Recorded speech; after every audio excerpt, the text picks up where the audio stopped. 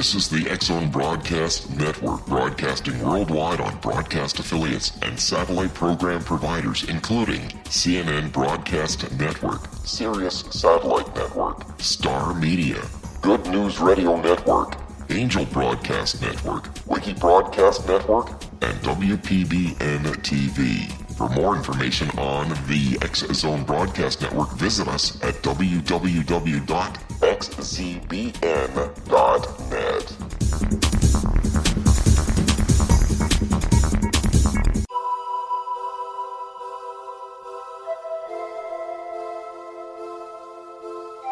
If you're a seeker, don't miss the inspiring book Shamanic Awakening, Between the Dark and the Daylight. This remarkable work chronicles shamanic counselor and indigenously trained dream decoder Sandra Cochran's 35 years of experience with diverse wisdom keepers throughout the Americas. Sandy's initiations across the British Isles, Turkey, Greece, and Egypt, combined with her knowledge of symbology, psychology, and myth, influence her dream blog and workshops. Sandy offers private readings, sacred international journeys, a meditative CD, and her book, Shamanic Awakening, to encourage you as you navigate your earth walk and create a deeper connection to yourself. Find this and more at her website, starwalkervisions.com.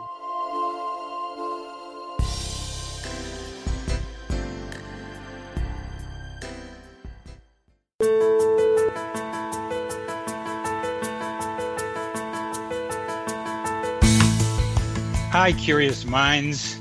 Welcome to CC with BB, Connecting with Coincidence with Dr. Bernie Beitman, MD.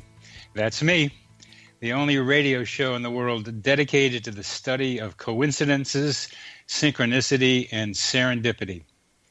We are coming to you through X-Zone Broadcast Network, located in Hamilton, Ontario, Canada, and broadcasting all over the world. I'm a psychiatrist. I help people with medications and psychotherapy. I work with both minds and brains. Coincidences involve both your mind and your brain. You need your mind to experience coincidences and your brain to talk about them. How are mind and brain connected? Synchronicity spoken here. Serendipity followed here. Coincidences alert us to the mysterious hiding in plain sight. Put Connecting with Coincidence in your search engine and find my Psychology Today blog, my website, and my social media site. Yes, put Connecting with Coincidence in your search engine and you can find me in all those places. Would you like to know how sensitive you are to coincidences? Take the Weird Coincidence Survey on my website.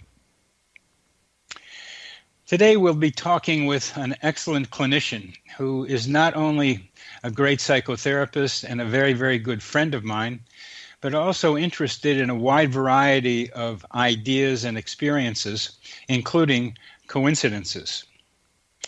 And one of the things that Frank and I will talk about today are coincidences that take place in the psychotherapist's office. The most famous of these coincidences in the psychotherapist's office involve, of course, Carl Jung and his famous scarab story. Jung was dealing with a very difficult patient, difficult for him because she wouldn't listen to what he was trying to tell her. She was very stuck in rationality, in a scientific way of thinking about things, and would not listen to Jung's more intuitive urgings to asking her to think more broadly about her own experiences. She brought in a dream, as Jungian patients were often advised to do, and in that dream she described a scarab. A scarab is an Egyptian beetle-like symbol of death and transformation, which for her took the form of a scarabide piece of jewelry. This jewelry was very expensive to her, was golden, and had a lot of good feeling to her. As she described this piece of jewelry with the scarab on it, Jung heard a tap, tap, tapping on his window pane, went to his window, and this is in Zurich, Switzerland, and opened the window and found a scarab-like beetle sitting outside his window. Now, this scarab-like beetle, Rose Foster, is not very common in Switzerland anyway, and here it was showing up in Jung's office outside his window. He had been looking for something to help this woman stop being so rational, to release her from the cauldron of her extreme rationality. So he grabbed this scarab-like beetle and presented it to her as she talked about her dream. She was so startled by the coincidence, the synchronicity between her dream and what Jung had presented to her, that, according to Jung, the psychotherapy went far better afterwards. Well, Frank is going to tell us about a coincidence not unlike this in his office. I met Frank through the Division of Perceptual Studies at the Department of Psychiatry at the University of Virginia. The title, Division of Perceptual Studies, is a little misleading. It doesn't tell you really what we look at there. We study reincarnation and near-death experiences, as well as telepathy, clairvoyance, psychokinesis, and precognition, and other parapsychological ideas. It's the only place within a university within the United States that studies such things. It's a remarkable group, and its longevity over more than 30 years attests to its capacity to develop good research ideas and find ways to support it. Now DOPS is getting more out in public, and having Frank on the program and for us talking about DOPS and how Frank got involved with it is going to be part of our discussion, because the ideas that the Division of Perceptual Studies is focusing on are now becoming mainstream, as my producer, Rob McConnell, really knows, as people get more and more interested in what he presents on X-Zone Radio and other venues.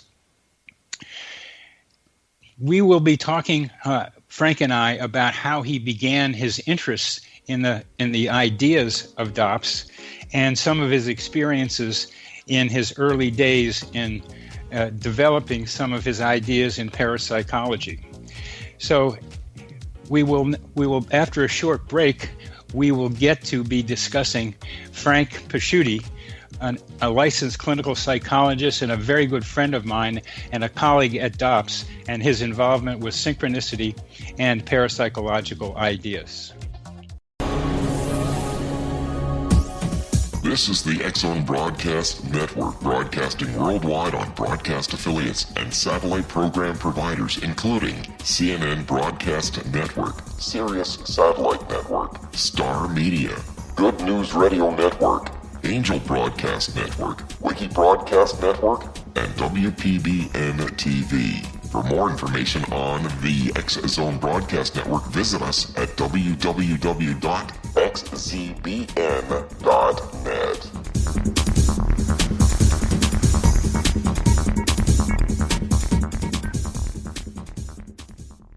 How would you like to be able to read other people's minds? Well, the next best thing is here. When you know how to read a person's name, you know how the person thinks, feels, and behaves. Each letter in our name holds a key to unlock our true essence. Our name contains both our gifts and challenges in this lifetime. Mnemology science discovers personality secrets hidden in the placement of the letters of our names, including the first and last impression people remember about us. Sharon shows us how to interpret the arrangement of letters as outlined in her book, Know the Name, Know the Person. Sharon Lynn Wyeth created mnemology science after 18 years of research and testing her theories, and has supported thousands of people around the world in understanding themselves and others better. You'll enjoy Sharon's unique teachings as she shares her system to learn the gifts behind your given birth name. Even if you don't like your birth name, there are jewels in this book. If you're thinking of changing your name, ready to name your child, or wanting to get along better with others, this is the book for you. If you'd like to improve your relationships and change your life for the better, get the book today, Know the Name, Know the Person, or visit www.knowthename.com. That's www.knowthename.com.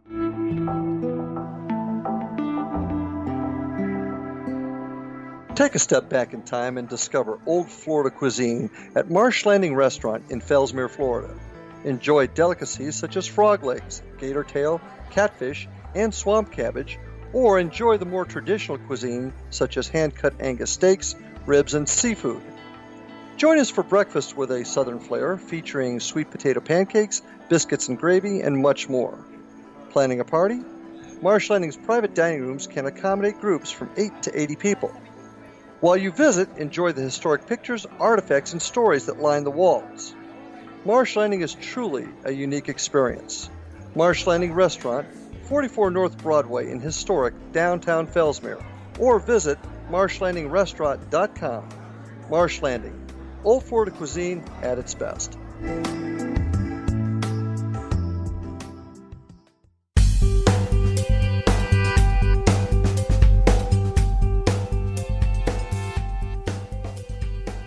Welcome back to CC with BB, Connecting with Coincidence with Dr. Bernie Beitman, MD. That's me. We are talking today with a good friend of mine, Dr. Frank Pasciuti, who is a licensed clinical psychologist and certified hypnotherapist here in Charlottesville, Virginia. He received his PhD from Michigan State and maintains a private practice here in Charlottesville. Over his 40 years of conducting psychotherapy, Frank's developed a subspecialty of clinically working with clientele who have undergone exceptional experiences like near-death experiences, psychic phenomena, or paranormal anomalies. He is a go-to guy for people in town, for patients who just don't know what to do with their strange, exceptional experiences. These particular clients seek to help determine if they are suffering from psychopathology, or if not, to find explanations that will help them understand their experiences. Many of Frank's clients also reveal synchronicity events that occur in their lives and want to explore any personal significances they may unfold for them. In his own attempt to understand synchronicity, Frank undertook research where he examined clinical conditions that may give rise to their occurrence. That research has now expanded to include numerous ways to discover how consciousness functions in humans, how they may explain psychic, paranormal, and spiritual experiences. Frank, welcome to the program. Oh, hi, Bernie. Thank you for having me on. It's great having you. Why don't you tell us how you got involved with the Division of Perceptual Studies?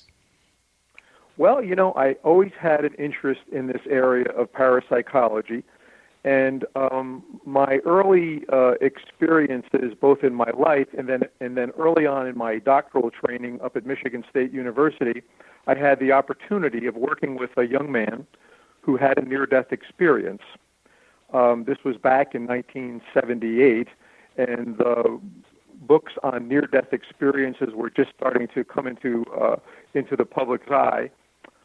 So when I was working with this one fellow, he not only had this previous near-death experience, but he also had precognitions or awarenesses of events before they happened, and it scared him.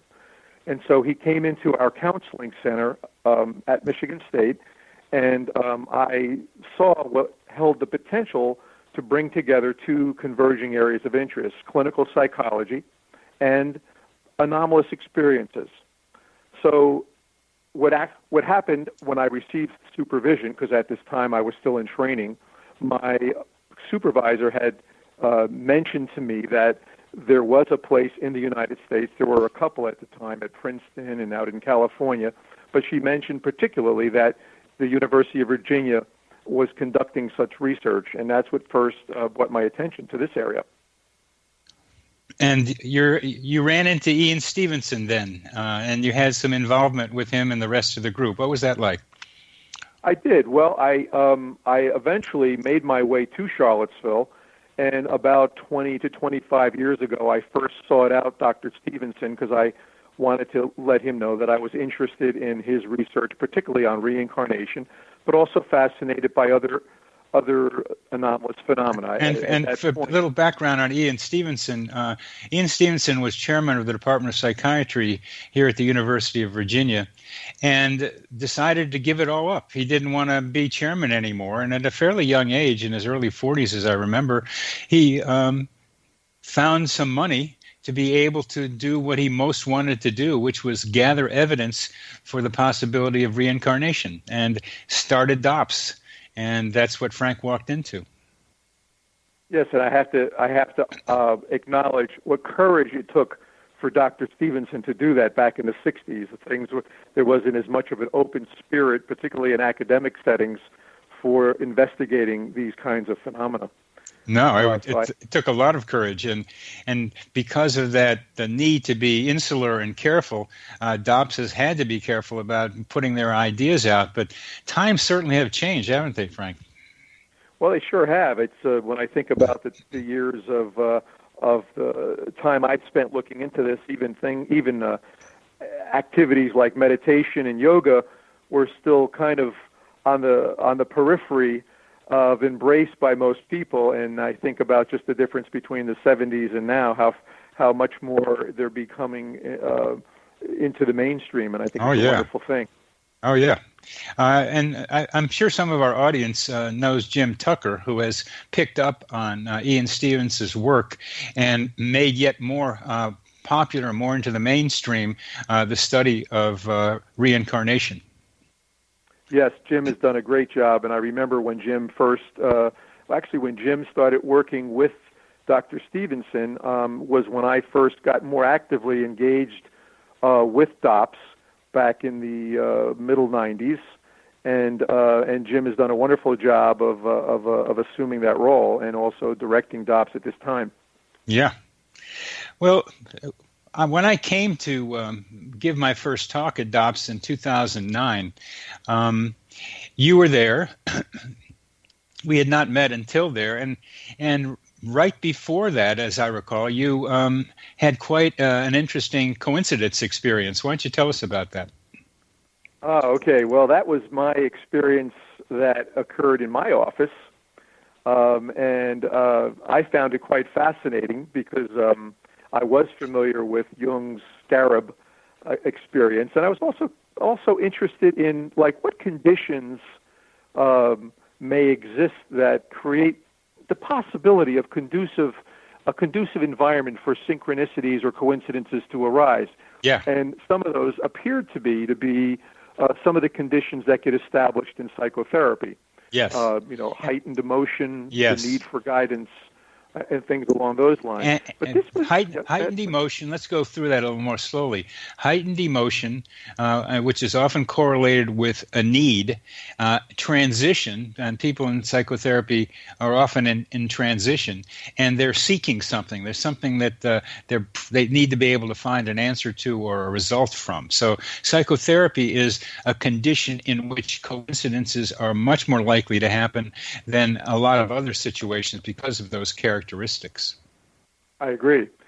And the other piece that I thought might have some relevance, I had just got through doing a review of the research on hypnosis and the conditions that give rise to psychic abilities.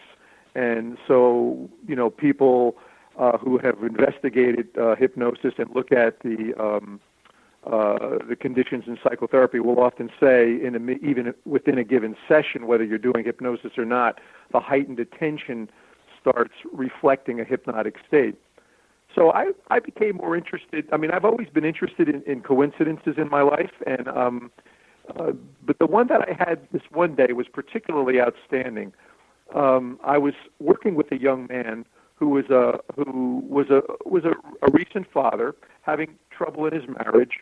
And one of the complaints that his wife was making was that he seemed to not finish tasks, kept losing things, seemed to be scatterbrained and not able to stay focused on any given thing, would often run late. And he had a host of other problems. They weren't super serious, but they were, causing difficulty in his marriage. And as I got to know him over time, it started becoming evident to me that maybe he had attention deficit disorder, or ADHD, which would be attention deficit disorder with hyperactivity. And sometimes people will feel bad about hearing that, and they'll want to say, well, it's so relative to them. It's who they've been their whole life, and sometimes they don't want to get diagnosed, and I'm often very cautious to do that. But this fellow also had a somewhat resistant part of him, and I said to him on a number of occasions, why don't you just go and get assessed? I don't do a formal assessment for that, but thought that would be an important piece to understand about his treatment. But what was interesting was over a period of about, a month or so, having seen him during this stretch where we were given this consideration, I noticed that he was somewhat resistant. And so I tried to address the resistance and tried to help him understand there's nothing to be ashamed of. This is a neurological condition. It's usually genetic, and that there are drugs that can help, deal with it. Well, on this particular given day, I was sitting in my office with him, and I guess I was losing a little of what we would call my objectiveness, and I was leaning forward in my chair and sort of like making a plea for him, almost as if to say, I'll call him Bill. Bill, why don't you just, go see Dr. McClure? Now, Dr. McClure is a specialist in our town who works with attention deficit disorder, and he actually works on the same block a couple of doors away in a very different building. And while I was leaning forward and making this appeal to him, suddenly my back door to my office opens. It just opened, and this woman walked into the room right in the middle. Describe your back door, how somebody could do that. Okay, well, I have an office where I have a door that comes in to my office through my waiting room, and then I have a back door that goes out to our parking lot. It has a little deck on it and about 6 steps that come up from the driveway. And interestingly, not that I ever, because it's directly into my office, I have a sign underneath the handle of my door that says, do not enter. And on the face of one of the steps at about eye level, it says not an entrance.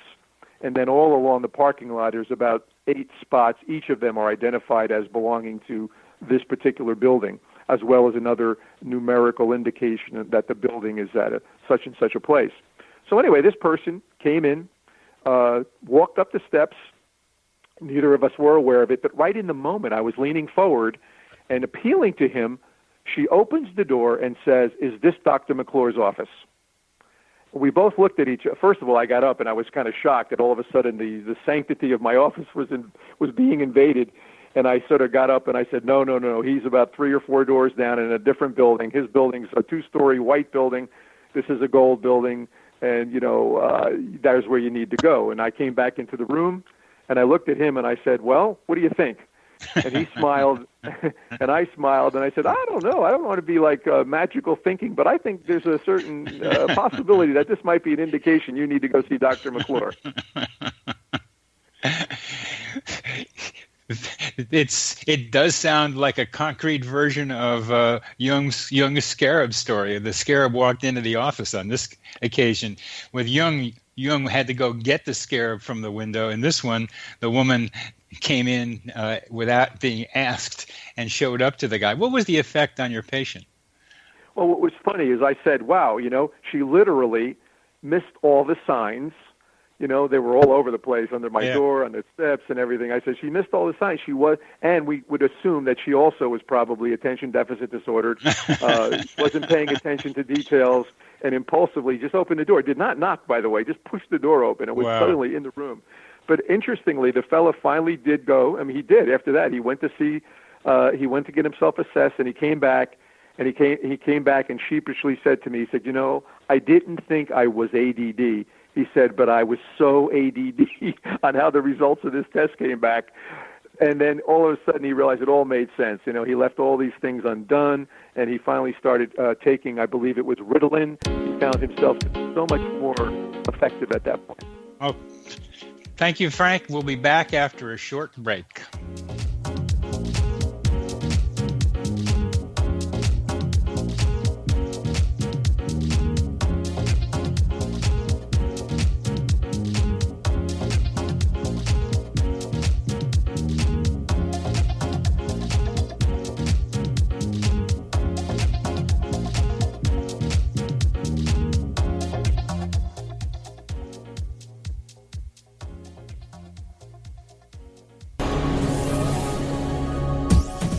This is the X-Zone Broadcast Network, broadcasting worldwide on broadcast affiliates and satellite program providers, including CNN Broadcast Network, Sirius Satellite Network, Star Media, Good News Radio Network, Angel Broadcast Network, Wiki Broadcast Network, and WPBN TV. For more information on the X-Zone Broadcast Network, visit us at www.xzbn.net.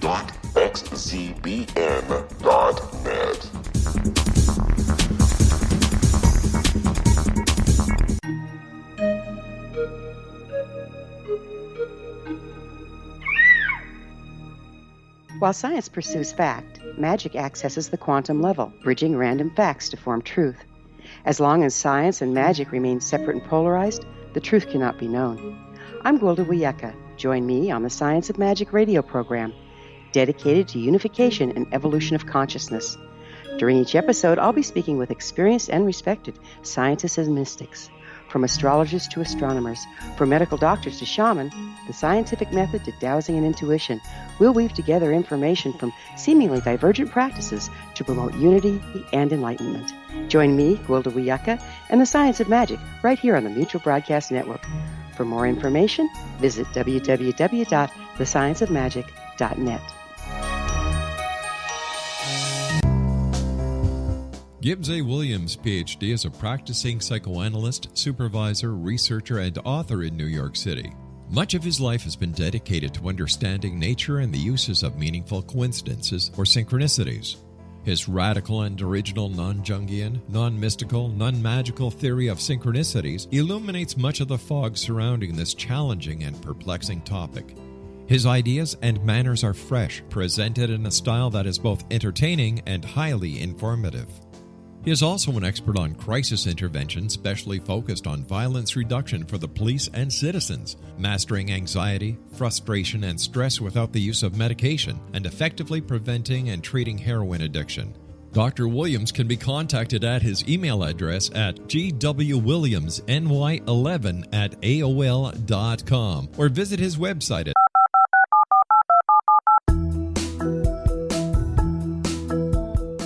Did you know that when you're on the road with limited data or Wi-Fi, you can still listen to the X-Zone Radio Show with Rob McConnell, The Science of Magic with Gwilda Wiyaka, X-1, Dimension X, Space Patrol, and every minute of the X-Zone Broadcast Network by calling 213-401-0080, courtesy of Audio Now.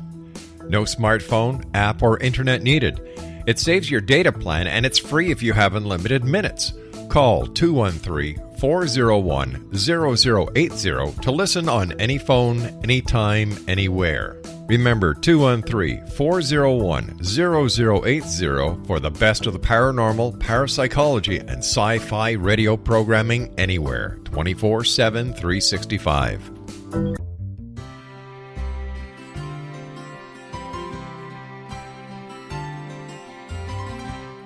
True healing must address 4 levels: physical, emotional, mental, and spiritual, for us to live joyful and productive lives. We tend to treat 3 of the 4, leaving the spiritual languishing. If you're tired of the same dysfunctional patterns cropping up in your life, Soul Balancing is for you. Trixie Phelps, owner and founder of Soul Balancing, is a naturally gifted energy healer trained in numerous esoteric forms, including shamanism. Trixie has created a powerful modality that safely and effectively clears your energetic field. A soul balancing session can remove interference, heal trauma, and restore your hope. Contact Trixie for a life-changing long-distance session today, www.soulbalancing.world.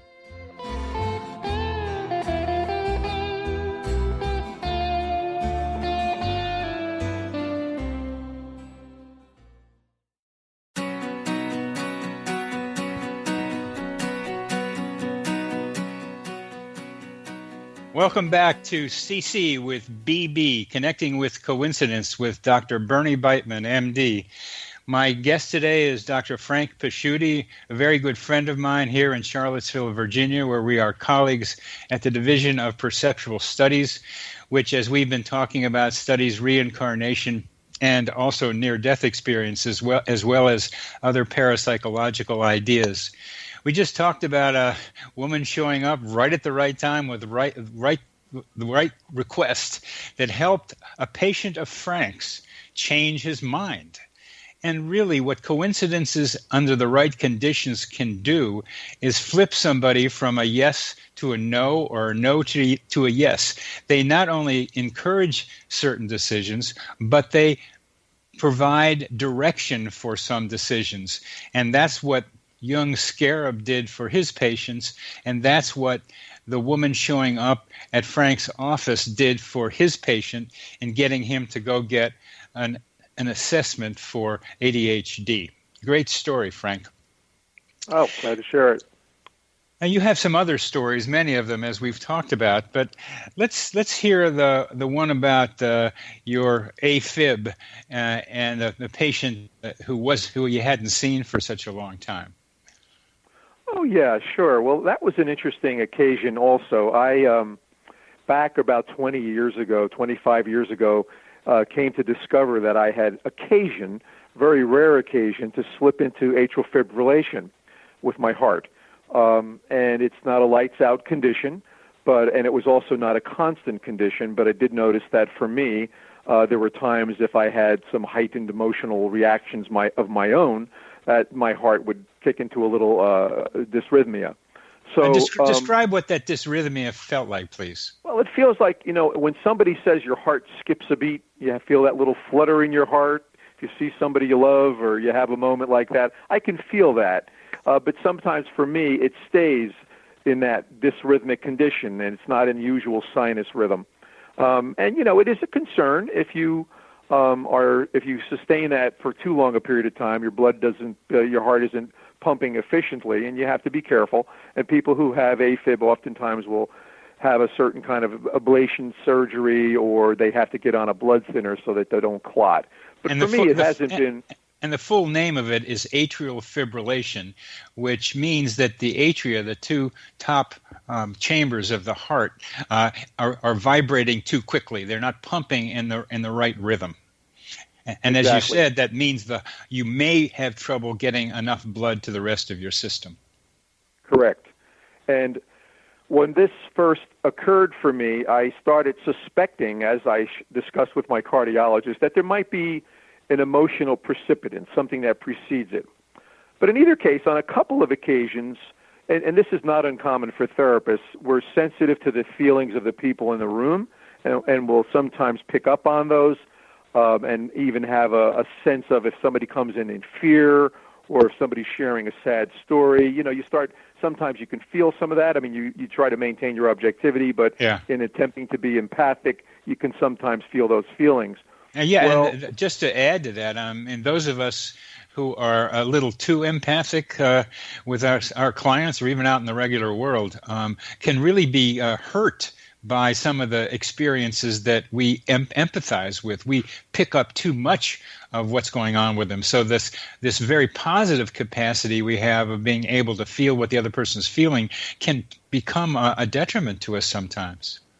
Exactly. And I was actually speaking to someone just yesterday who is considered to be an empath, somebody who has that condition, and a lot of our work is going towards how can she adequately keep aware of what she's picking up from people. But what was interesting about this client, as it was with another client, is I had seen this client many years before, and one day I was feeling fine. Oftentimes if I have a reaction, I use my own response as maybe clinically indicative of what's going on with my client, or I have to have an honest sit down with myself and say, is anything going on here that you need to look at? But in this situation, this client walked in the door. I had already seen him for a couple of years, actually. He walked in the door. As he walked by me, I felt myself go into AFib, and I thought, well, that's interesting. And he sat down on the couch, and he went about telling me how anxious he was about something that was going on in his life. And I thought, okay, I picked that up, and sort of a little bit of a contact reaction. It had happened once before with another client. However, this particular client who came through the door and triggered that response to me, I had not seen him for 5 years. And one night, I was at about 11 o'clock. I was turning off the lights in my house and about to go to bed, and all of a sudden, I could tell that I went into AFib. And I mentioned to my wife, I said, wow, that's weird. I was just about to go to bed. I'm not aware of having any feelings about anything right now, and actually, I'd like to go to sleep. But I made note of the fact that I went into AFib, and the next morning when I got up, it largely worked itself out during the night, and I returned back to normal sinus rhythm. Good. However, that morning, one of the things I do first off every day, check my phone, my office phone, to find out if anybody is going to cancel any appointments, or if there are any calls. And I have a call from that client who I had not seen for 5 years, who said that he was having an emergency and he wondered if he could come in and see me. So I called him up and I said, "Sure, come on in." Wait. At the moment that you saw that message from him, did you make the connection between him and the AFib, your AFib? No, I did not. I did not. Actually just noticed that I had this call on my line. I had, and I just called him up because I had always said to him, at one point in time when we were working together, he did say that he had suicide thoughts, and as I do with all my clients, I'll say, there's no wrong time to call me. If you ever have something like that happen, you call me. If it's in the middle of the night, whatever. So, but he did call on my office phone and he left a message. So that next morning, I invited him to come in. We sat down and he said he was in a panic.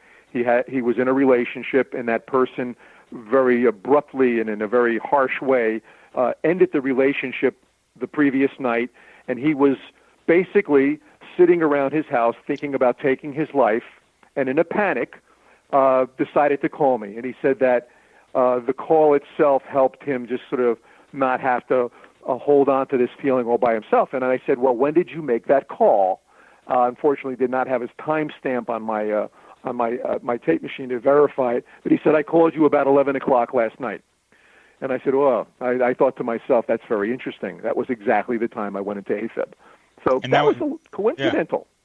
Well, that's a coincidence. And when I try to suggest that coincidences alert us to the mysterious hiding in plain sight, that kind of coincidence suggests a causal connection. How do you think that might have happened? Well, again, it takes us back to what we spoke about earlier, that there might be something about a high intensity of emotion or the emotional rapport you have with someone, like, for instance, maybe a good friend or a close relationship.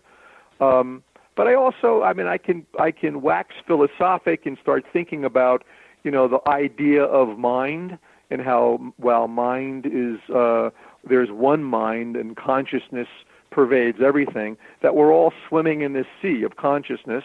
And if we have an affinity for a given person, or we have a strong need or an emotional attachment, that somehow there's a link up occurs where we might pick up. We're starting to drift into areas like telepathy when we talk about how is it that, this particular person having that experience, connected with me in this indirect manner. Well, that's the right word to use, telepathy, because the original definition of telepathy was just what you described, tele meaning at a distance, and pathy meaning feeling or emotion. So this was telepathy in its original definition. What's happened since, of course, is telepathy has meant more something about ideas rather than about feelings. But this was the original definition. As you know, I have coined a term called simulpathity, which means feeling at the same time, usually at a distance, not empathy at the same, being in the same room, feeling someone's pain at a distance, simulpathity. You like the term telesomatic, which has been around also to describe the same thing. So this is within the psi, the telepathy, clairvoyant kind of experience, where we feel something of someone else who we're connected with somehow in ways we can't quite explain. One of the mysteries of current science regarding parapsychology is just how do we explain experiences like this, telepathy, simulpathity, clairvoyance? How do we explain them? We now know they happen. There's plenty of data from Dean Radin and others that this sort of thing happens a lot, and experiences like yours are countless. My research has shown these to be quite common. Yet because we can't explain them, we dismiss them. Well, we have the similar problem with the universe and dark energy and dark matter. Movements of celestial bodies could not be explained by the then current ideas about how they should work. So astronomers and astrophysicists came up with the idea of dark matter and dark energy because they needed something to explain the strange movements of celestial bodies.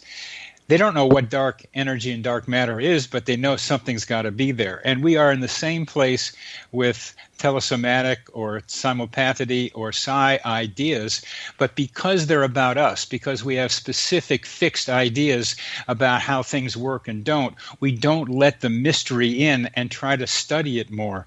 We need more funding to be able to understand how the experience you just described, Frank, took place. Well, that's an excellent summary of the state of the science of it all, and I think that one of the critical pieces when it comes to trying to convey to people that these are real, actual occurrences, is that people seem to have a difficult time making sense of them. They defy time, space, and causality as we know it, and oftentimes, unless you have your own personal experience with it, it's hard to verify it. And so part of my subspecialty, as you know and mentioned earlier, is that people will come in here. So oftentimes they'll reach out to DOPS and say, I've had these experiences, and I know that you all research them, but as you and I both know, DOPS is a research organization. They don't do therapy, so oftentimes I will get referrals from them. And these people will come in and they're frightened. Many times these things lead to what they call a spiritual emergency. They actually go into crisis. They worry that they're losing their mind. And if they don't have an explanation, they start getting paranoid. But many times, as you mentioned, Dean Radin, there's a continuum of what might be considered abnormal, what's considered normal, and what's considered supernormal. And these kind of fall into sort of a supernormal range. They're psychic their capacities, but they're outside of normal range of functioning, but they're not necessarily abnormal. And that's what you and I and many others are trying to be able to suggest. And as you implied, while there's plenty of data out there, currently the only way to get people to pay attention is if and when they have their own experiences and they wonder about them and they come up with the fact that they had this experience and then find other people have also had this experience. So then they become to believe that, yes, they are somehow real. Even though we can't explain them, they happen. So let's put our energy and our money in trying to be able to understand how these things happen, because they're out there and they help us understand consciousness, and they probably can be a big help in trying to be able to make the world yet even a better place, because there's a lot of need for that now.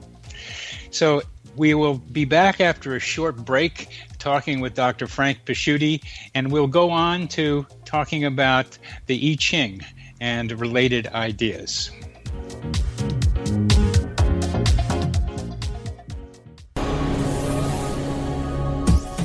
This is the X-Zone Broadcast Network, broadcasting worldwide on broadcast affiliates and satellite program providers, including CNN Broadcast Network, Sirius Satellite Network, Star Media, Good News Radio Network, Angel Broadcast Network, Wiki Broadcast Network, and WPBN TV. For more information on the X-Zone Broadcast Network, visit us at www.xzbn.net.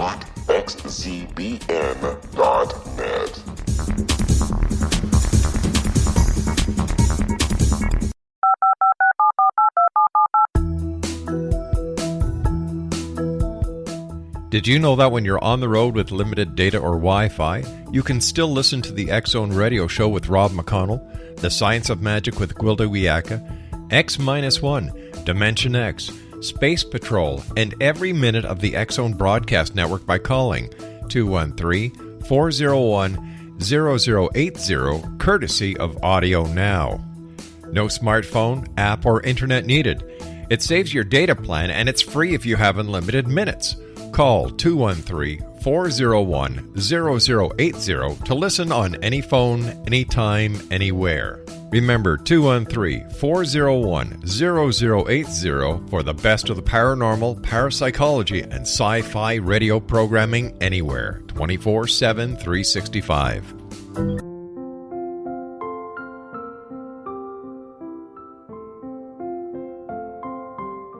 I am Dr. Carl O'Helvey, founder, president of a new cancer foundation focusing on evidence-based physical, mental, and spiritual interventions, including natural cancer cures, prayer, meditation, affirmations, nutrition, and other related holistic cancer prevention and cure modalities.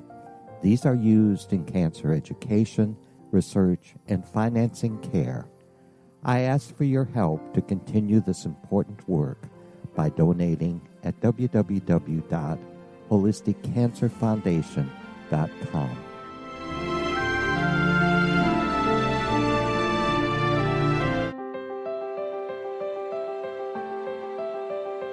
Wouldn't you love to know the secret to everything? I'm Dr. Kimberly McGeorge, and on The Secret to Everything, we will merge the practical with open investigation into all realms of the mysterious. We will talk to cutting-edge alternative health practitioners, those who inspire and motivate you in business and life, and of course, we will share stories of the paranormal, conspiracy, and cryptozoology. You will transform because of the frequency I carry, the frequencies my guests carry. Life may never be the same after you listen to this program, for the secret to everything is for you, the listener, for those who desire more in every area of their lives and believe that it can still be found. Listen and discover thesecrettoeverything.com.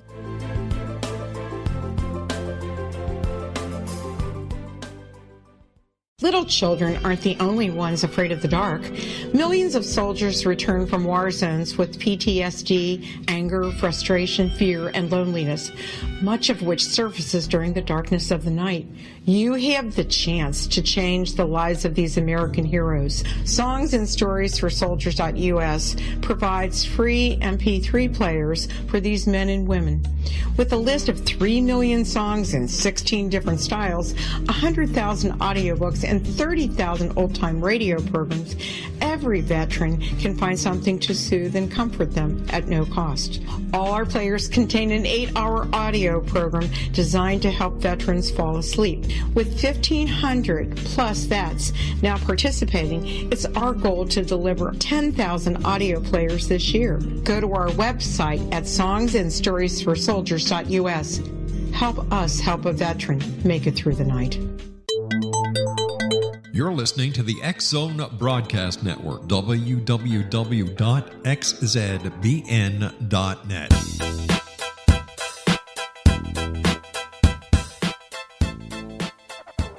Welcome back to CC with BB, the only radio show in the world dedicated to the study of coincidences, synchronicity, and serendipity. It's my great pleasure to have my very good friend, Dr. Frank Pasciuti, on the program with me. We've talked about two very interesting coincidences of his involving psychotherapy clients of his. We both recognize, as do many other clinicians, that coincidences are likely to happen within the psychotherapeutic relationship, and we have had such experiences. But Frank has many other interests, and some of them relate to his interest in the I Ching. Carl Jung was very interested in the I Ching, and Jung wrote the introduction to Wilhelm's classic work on the I Ching. It was his first real foray, Jung's, into trying to define what he meant by synchronicity. And the I Ching, of course, is based on a Chinese philosophy, the Tao for the most part. And it was in that ancient Chinese philosophy that Jung came to learn something about what he was studying personally as meaningful coincidences. He noticed that within Chinese philosophy that the Tao didn't look for causal events like A cause B, but rather looked at how things clustered, how events all happened at the same time. And for Jung and for the Chinese before him, synchronicity meant falling together in time. Sing together, sync in time, sing together, chron in time. Falling together in time. So it's a different causal connection than A causes B. Somehow things cluster together. And the I Ching is based on this idea that the I Ching is a reading of all the things happening right now. It's a mirror of the present. So, Frank, how do you think the I Ching operates? Please describe how it's done and how you think it operates and what you've done with it yourself. Well, that was an excellent summary of what the I Ching is about. And basically, as you said, the Taoist philosophy is how is it that these two things or these events come together, or why is it that they come together in time? And so the I Ching basically takes, some pretty profound statements of Taoist philosophy, almost like a poetry, and it is laid out in 64, what are called 64 hexagrams. And the idea of the I Ching is what is called kind of it's a divinatory process. Some people will say that they wake up in the morning, they think of a question, they spin the pages of the Bible, and then they read whatever verse comes up. And oftentimes they'll say, isn't it coincidental that this particular verse comes forward just at the time when I needed this guidance? Well, It's a little bit like that. It is. However, it is.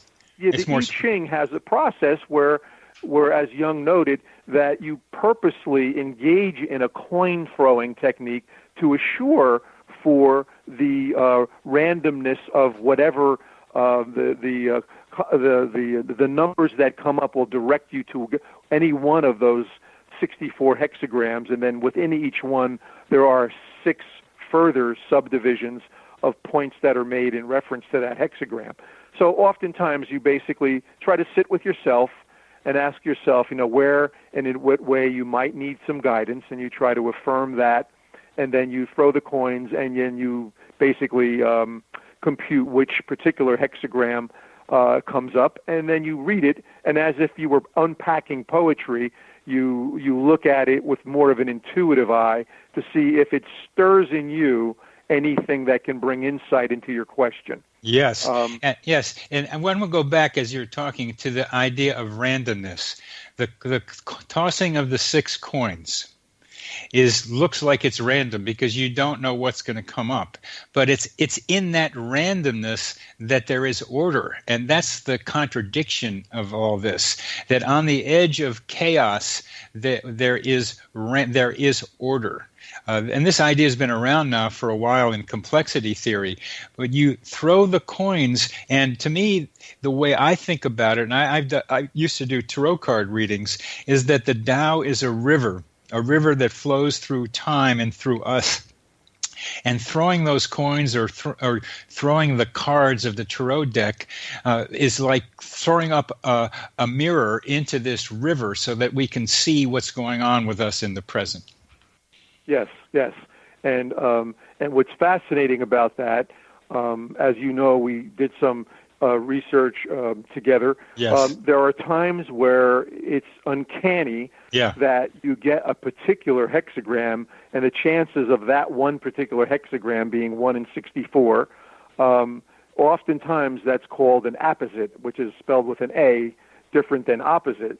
And when you look at the times, the people who use the I Ching will often say it's uncanny how many times they got exactly what they needed, which takes you back to that notion of need and how need may activate, especially if you have an emotional need for guidance, how that can play a part in bringing forth what you need through the medium of a divinatory process and a book of readings that has the profound breadth that would give you, some insight into what your question is about. Yep.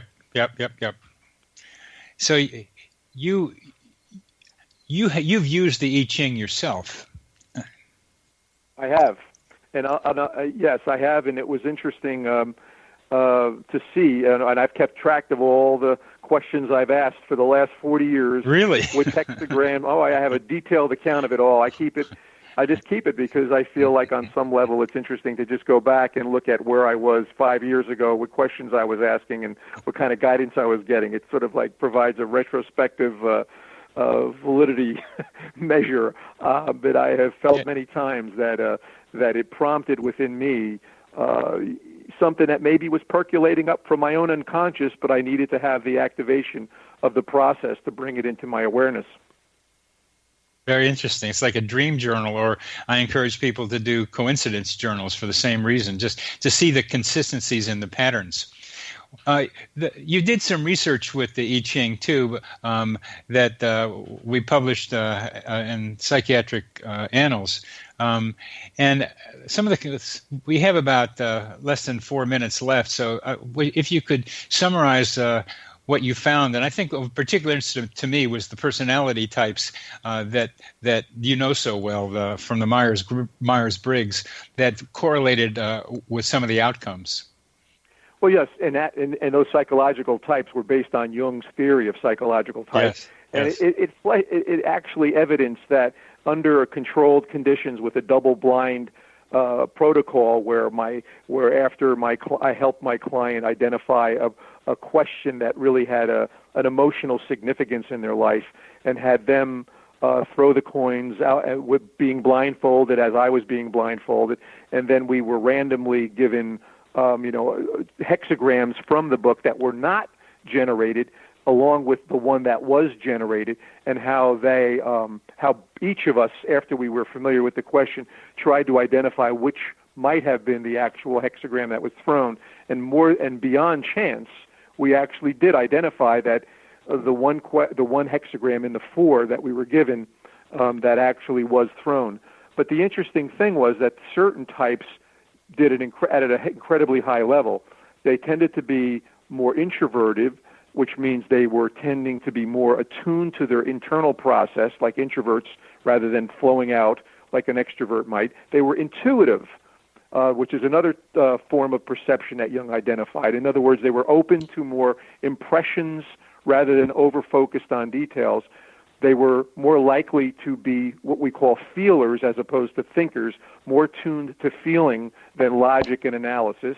Although we use all these functions, there's a preference for one or the other. And they were, in the last function, they were open to less structure and more open to spontaneity. And they actually identified the hexagram that they threw without knowing it 50% of the time, which is pretty high. Now, I've not replicated that, only because I haven't had a chance to get back and do that research to this other book that I'm working on right now. But I would like to just identify those particular people.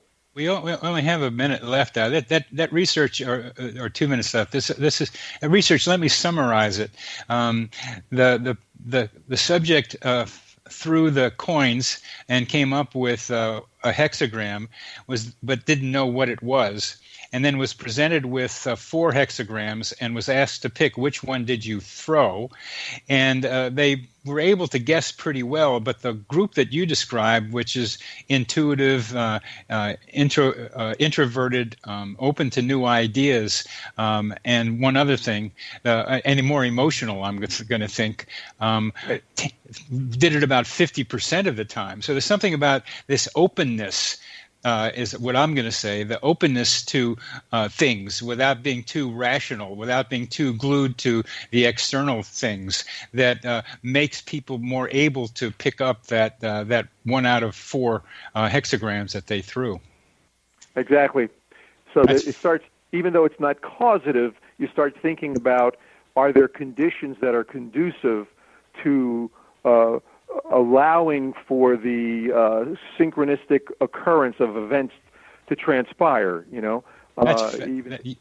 Definitely. Intuitive is one of them that I've been able to find, but this is even more finely tuned than what I've been able to, than what I came up with. This is, we've talked about this before, but somehow this came out a little more clearly about the personality types that are more likely to not only be intuitive, not only do the I Ching, but to be more likely to pick up coincidences. We are. Say one last thing. Okay, just remember, everybody has those functions. So they may be more dormant, but they are all able to be activated. Very good. Thank you very much, Frank, for being with us today on Connecting with Coincidence with Dr. Bernie Beitman. A pleasure.